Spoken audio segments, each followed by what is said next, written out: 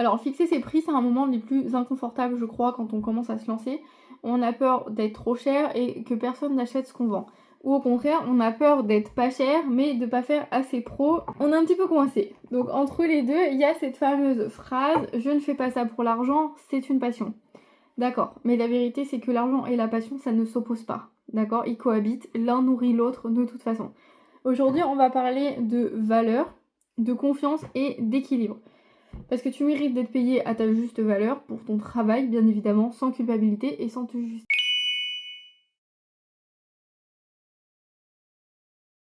Un prix, en fait, c'est pas juste un chiffre, c'est un reflet de la valeur que tu apportes. Quand tu fixes ton prix, tu ne vends pas un produit ou un service, tu vends une expérience, tu vends ton savoir-faire, tu vends ton temps, ton énergie et ton expertise. Si tu fais, par exemple, vous faites comme moi, si tu fais des box, tu vends pas 3 produits, tu vends le moment de douceur que cette box va apporter. Si tu crées du contenu, tu vends pas une vidéo, tu vends le lien émotionnel que tu vas construire avec ta communauté. En fait, un prix juste, c'est celui qui va honorer ta valeur et celle de ton client. En fait, on se dit souvent qui je suis moi pour demander ce tarif-là.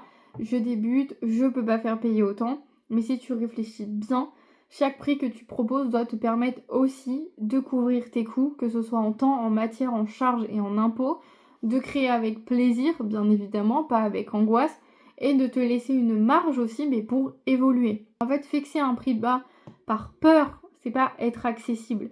C'est juste condamné à l'épuisement et ne pas attirer les bonnes personnes pour ce que tu vends. Et crois-moi, quand tu es épuisé, t'as plus envie de servir. En fait, ton prix ne se justifie pas, il se soutient par ton univers.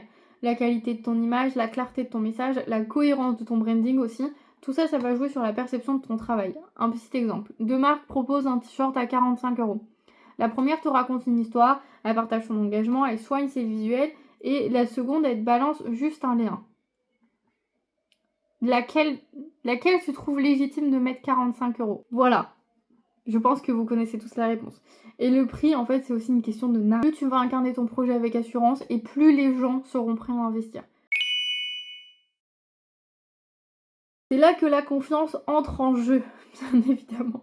Quand tu annonces ton prix, ton énergie parle avant tes mots. Si tu doutes, ton client va le ressentir, et si tu assumes, il va se sentir en sécurité. Essaye de remplacer la peur par la conviction de voici mes tarifs, voici la valeur que je propose, voici ce que ça inclut. Pas besoin de t'excuser, pas besoin de baisser les yeux. Tu offres un service de qualité avec du cœur, et ça, de toute façon, ça a une valeur.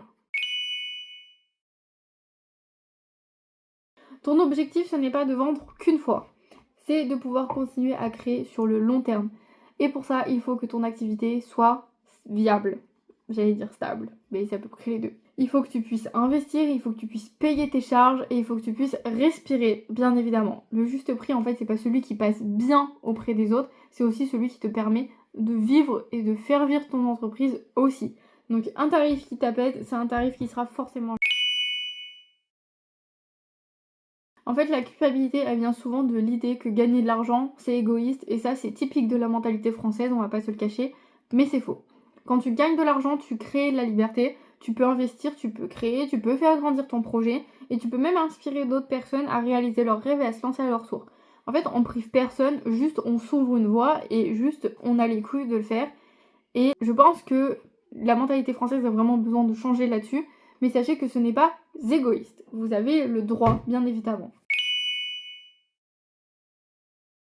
Quand tu assumes ton prix, tu attires des clients qui sont alignés avec ta vision et des gens qui respectent ton travail et qui te font confiance.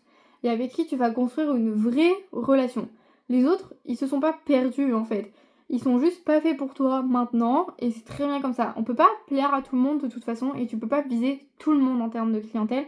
T'as toujours t'as toujours une partie qui ne va pas aimer ce que tu fais et c'est pas grave. Mais ton énergie, elle est précieuse. Il faut pas que tu la gaspilles à convaincre ceux qui ne te voient pas. Concentre-toi sur ceux qui t'attendaient et qui sont là pour toi. Fixer ses prix, c'est pas une question de chiffres, c'est une question de posture. C'est choisir de se positionner comme la femme, la créatrice, l'entrepreneur que tu es, pas celle que tu penses devoir être pour plaire aux autres. Alors la prochaine fois que tu doutes, rappelle-toi, tu n'es pas chère, tu es précieuse et tu mérites d'être justement rémunérée. Et quand tu assumes ça, mais tout va changer. Si cette vidéo vous a plu, n'hésitez pas à me laisser un petit commentaire, un petit like et à vous abonner à la chaîne. Moi je vous dis à bientôt dans une nouvelle vidéo. Et s'il vous plaît, on se soutient. On arrête avec cette mentalité. Ok? Bye!